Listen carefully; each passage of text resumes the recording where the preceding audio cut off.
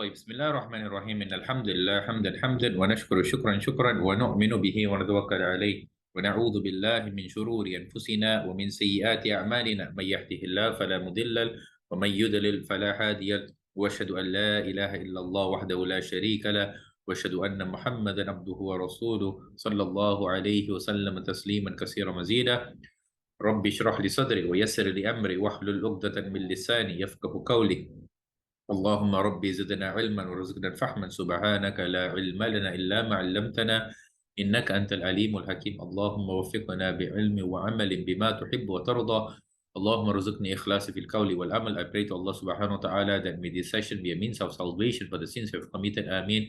I also pray to Allah subhanahu wa ta'ala that for every seconds and minutes where we invest in for this session, may this investment be among our investment for us to draw ourselves closer to our Maker. Ameen. I also pray to Allah subhanahu wa ta'ala that may He grant me the ability to present and may He grant you the ability to understand.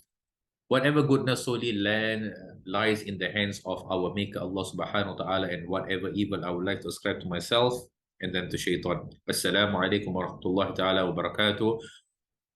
I pray and hope that Allah subhanahu wa ta'ala accept our good actions, our amal in the month of Ramadan. That here we are again for those who are witnessing and being the recipient of this blissful month of Allah subhanahu wa ta'ala, the month which is better than any and every other month, and therein there is a night which is worth more than 1,000 months or above. So during our last session on the topic of nurturing a vibrant Muslim society, we have discussed regarding how the husband needs to take care of the rights of the wife and the wife needs to take care of the rights of the husband, and concurrently managing the expectation of both individual in order to create a vibrant Muslim society. It starts with two souls, as how Allah created two souls, right? Allah created Nabi Adam and Hawa, and how both of them understand each other, live amicably between them, knows their differences, and able to manage each other well. And as the family grows through the blessings of Allah subhanahu wa ta'ala, the offsprings where Allah subhanahu wa ta'ala bestow upon the both creation.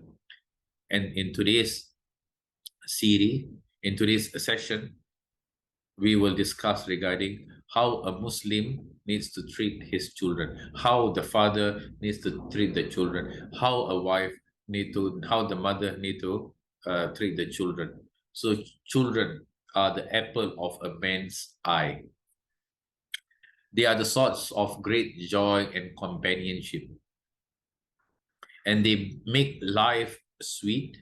And after Allah subhanahu wa ta'ala, they are the one on whom He pins His hopes. These blessings brings rizq, mercy, and abundance of reward. But this depends on the children having a good, solid upbringings, which will make them respectful, kind, and a source of happiness. If a man's children have these good attributes, then they will truly be joys of this life, as Allah described, Al-malu wal-banunu zinatul hayatid dunya. Wealth and children are enjoyment. They are joy of this life. Zina, it beautifies our life. When two individuals comes in together, no doubt, it is beautiful.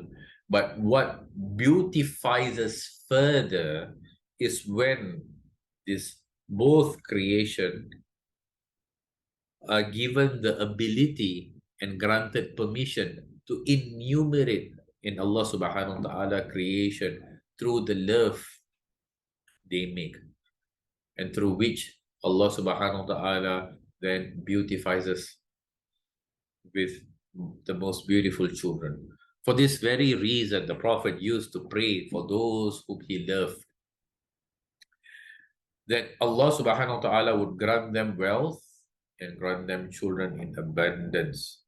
There's a very amazing hadith where I would like to share with you reported by Anas radiallahu ta'ala anhu, that he entered upon the Prophet with his mother and maternal aunt. The Prophet Muhammad sallallahu alaihi wasallam led them in prayer. Then he prayed, he made dua for them. Say, Anas said, O Messenger of Allah, your little servant, pray for him. So the Prophet prayed for him. And at the end of his dua, he said, O Allah, grant him wealth and children in abundance and bless him. This was a dua supplicated by our beloved Prophet Muhammad sallallahu alaihi wasallam. And Rasulullah sallallahu alaihi wasallam takes pride. What does he take pride in? He says in another hadith, he says that I'll be proud on the day of judgment because my nation will be the hugest comparison to the nation who came before. And what it means is having more children is amongst a blessing. And this is what Prophet Muhammad sallallahu alaihi wasallam, he himself supplicated for when he bumped into Anas radiallahu ta'ala anhu. But if the parents neglect their children's upbringing, the result will be disastrous. Having children is one. Instilling in them values. What values are we talking about? Are we talking about creation value, or are we talking about the creator's value, the one who have engineered us? Whose values are we going to instill upon them? Is how their future is going to turn out to be in the future. So their children will be a source of, if they are unable to, if they are unable to bestow upon the children the rightful and righteous value, then the children will turn out to be disastrous. And at the same time, their children will be a source of annoyance, frustration, and constant concern, not to mention nights of lost sleep and days of worry. It's because of how we, as Muslims, we try our utmost best to instill. But it is up to them how they want to be the recipients of our nurturing. But we are there as a source to remind them, to create the environment for them so that they are being brought up in the most, in the lack of a better word, righteous environment. So as such, the parents understands the great responsibility towards the children. The true Muslim understands. What does a true Muslim understands? Understands the great responsibility towards the children he has brought into this world. They say, Ya ayyuhalladhina amanu qu anfusakum wa ahlikum naran waquduha an-nas wal hijara. Allah subhanahu wa ta'ala reveals in Surah Tahrim, chapter number 66, verse number 6. Oh, you who believe, those who has iman in Allah subhanahu wa ta'ala, those who are certain that they will meet Allah subhanahu wa ta'ala in a very short period of time. This message is for that group of audience. This message is for that group of people who are constantly cautious and take precaution of the way they act or do things. And these are the group of audience where Allah subhanahu wa ta'ala reminds them that save yourselves and your family from fire. It's a message which is very profound. Allah subhanahu wa ta'ala is saying that the success lies in when a person is being saved out of the hellfire. Where we have many loose translation of success in the world we are living in today. But what is the ultimate success? Is when a person is being saved out of hellfire. Allah subhanahu wa ta'ala reveals in the Quran, Kullu nafsin dha'iqatul maut. That every creation who's being created regardless, it can be an animal, it can be a human being, or it can be even nabat. You can talk about, trees and plantation. Everything has its limitation. Everything will come to an end. Everyone would taste and experience death. But the topic is not about death, but the topic is what happens after death. When Allah subhanahu wa ta'ala then continues in this ayah in Surah Al-Imran, chapter number 3, if I'm not wrong, it's number 183, كُلُّ نَفْسٍ ذَائِقَةُ الْمَوْتِ وَإِنَّمَا تُوَفَّوْنَ أُجُورَكُمْ يَوْمَ الْقِيَامَةِ فَمَنْ زُحْزِحَ عَنِ النَّارِ وَأُدْخِلَ الْجَنَّةَ فَقَدْ فَازَ وَمَا الْحَيَاةُ الدُّنْيَا إِلَّا مَتَاعُ الْغُرُورِ كُلُّ نَفْسٍ ذَائِقَةُ الْمَوْتِ وَإِنَّمَا تُجْزَوْنَ يَوْمَ الْقِيَامَةِ. Indeed, you will be rewarded for the sacrifices and efforts where you have sacrificed during this lifetime. It will be rewarded fairly and justly on the day of judgment. And when you are being the recipient of this reward of Allah subhanahu wa ta'ala for the sacrifices you have made during this lifetime, Allah then continues, فَمَنْ زُحْزِهَ عَنِ النَّارِ. Whoever is being pushed aside, away from the fire, وَأُدْخِلَ الْجَنَّةَ, he gets admitted into paradise. فَقَدْ فَازَ, he is the ultimate successor. He is the one who's the ultimate winner. And this is where we are able to understand that when we nurture our children so that they would not end up in the hellfire. That is the very important point where we need to practice in this life. That it is not about 5 C's, the cash, credit card, condo, cruise, country club. No doubt that you're able to have a goal and an aim in order for you, for individual to elevate. It can be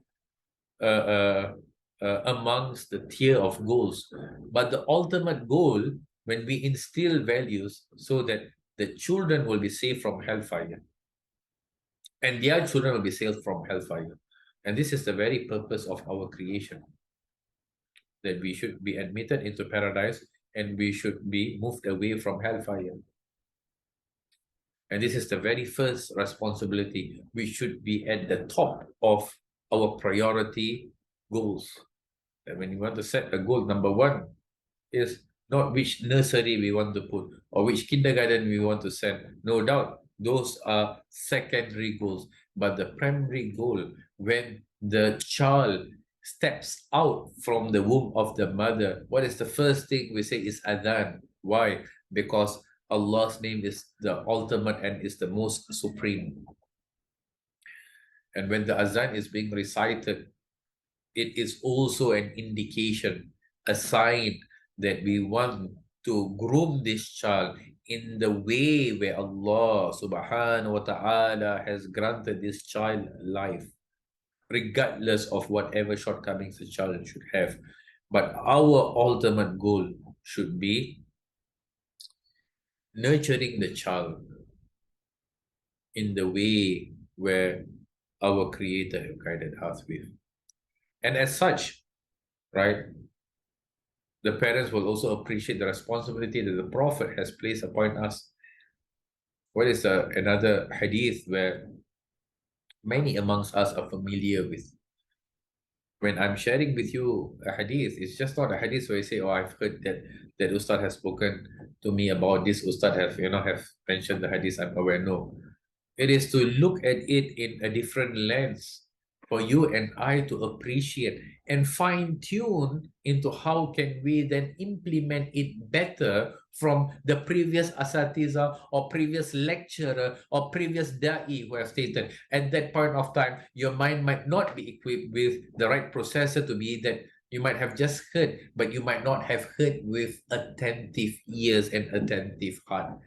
Hopefully that what I am sharing with you right now, you will have an attentive hear an attentive heart so that you are able to apply it accordingly and practice it and exercising it correctly. What is the hadith where you and I are familiar with? Where Prophet Muhammad sallallahu alaihi wasallam says in the hadith, "Ala kullukum ra'in wa kullukum mas'ulun an ra'iyatihim." Each of you is a shepherd, and each of you is responsible for his flock. The leader is a shepherd, and he's responsible for his flock, and the person who's being appointed above the entire community. He's responsible for his own people. What it means is the affairs which takes place in the community, the affairs which takes place in the avenue, the streets,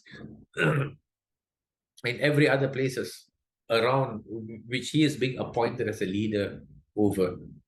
Is responsible, is responsibility. A man is a shepherd of his family. A man, he is a shepherd.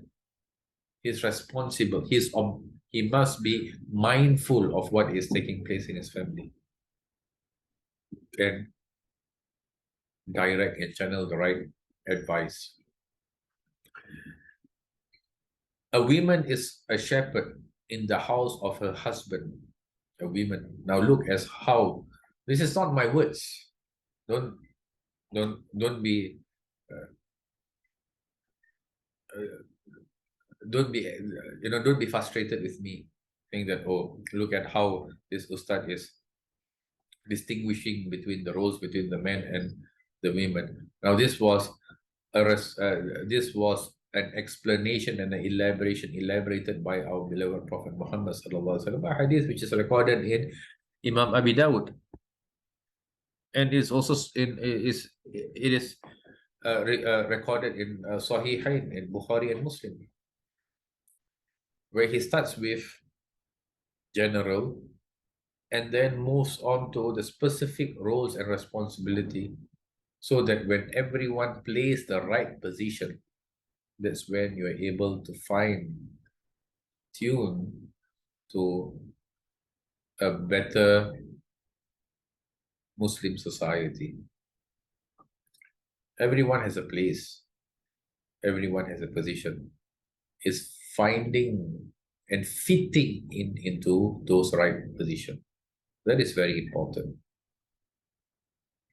If we are going to fit in to a position where we are unfit, then how much we strive, we are able to achieve the goals, because that position is never meant for us.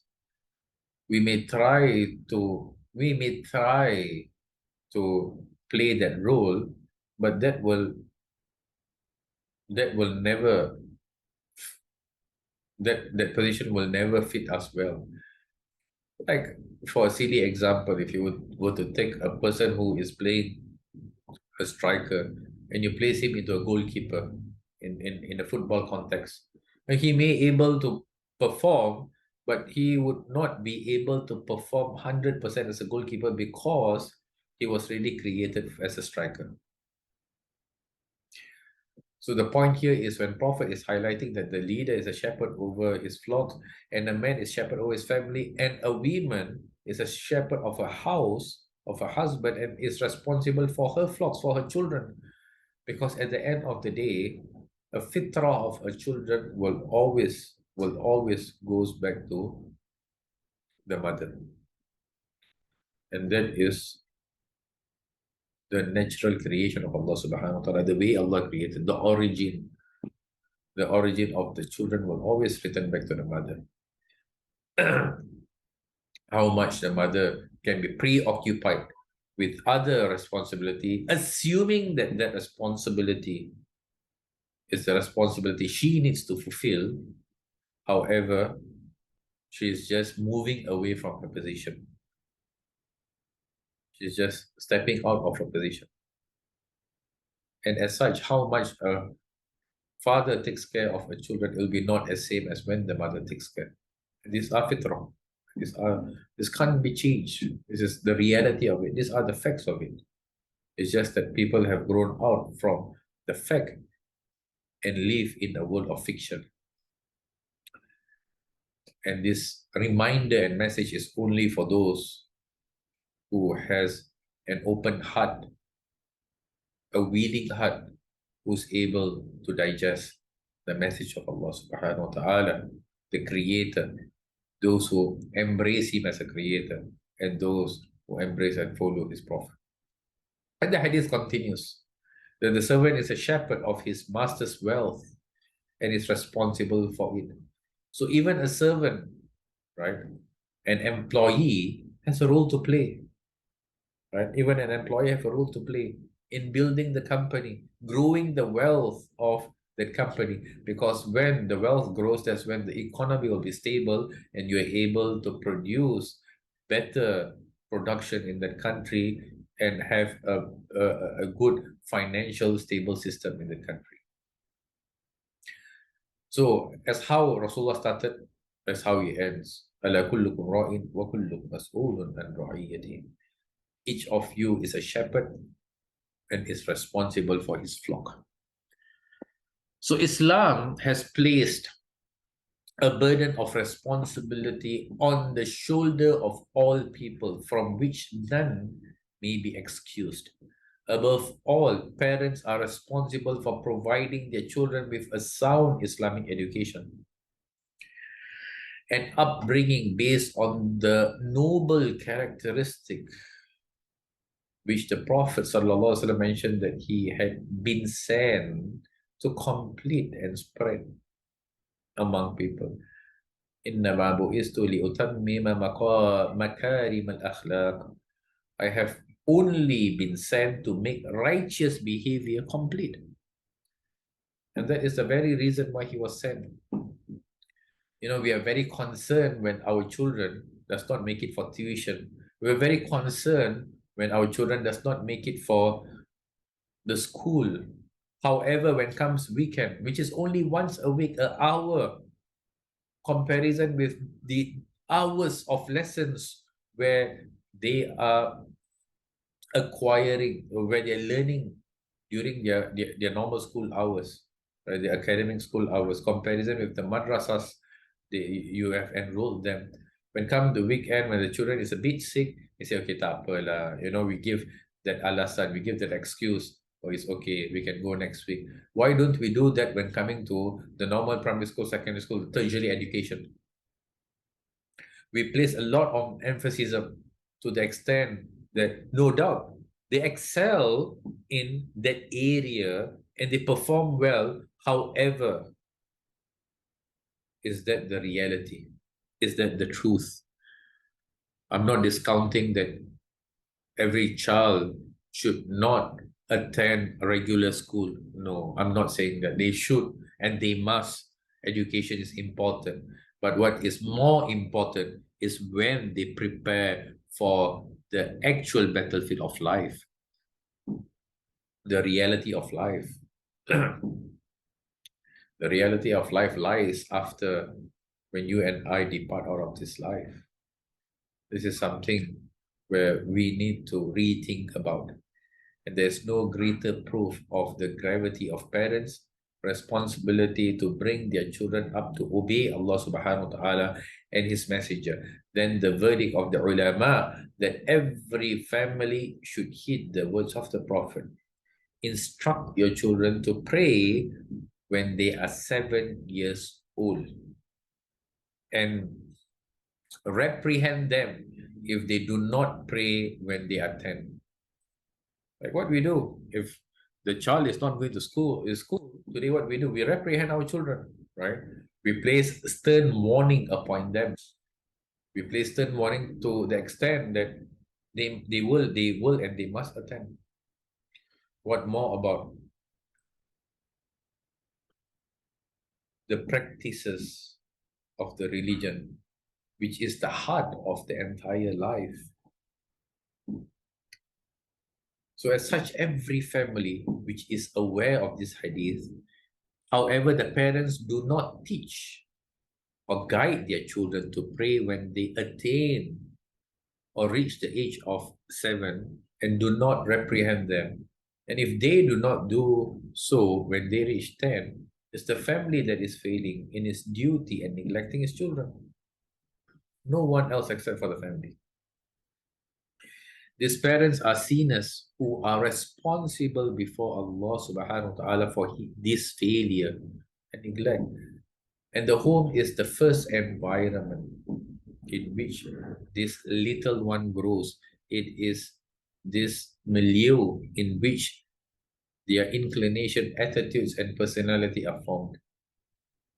This explains the importance of the parents' role in nurturing their young ones and paying equal attention to their physical, mental, and spiritual well being.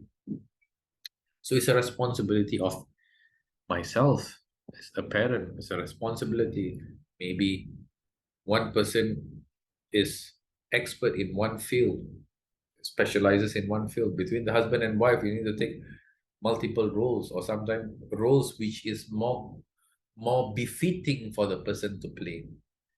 One can be the one who is continuously encouraging and motivating on the academic school where they're attending, while the other need to continuously remind on the importance of the real life, which is tied together with the religious life.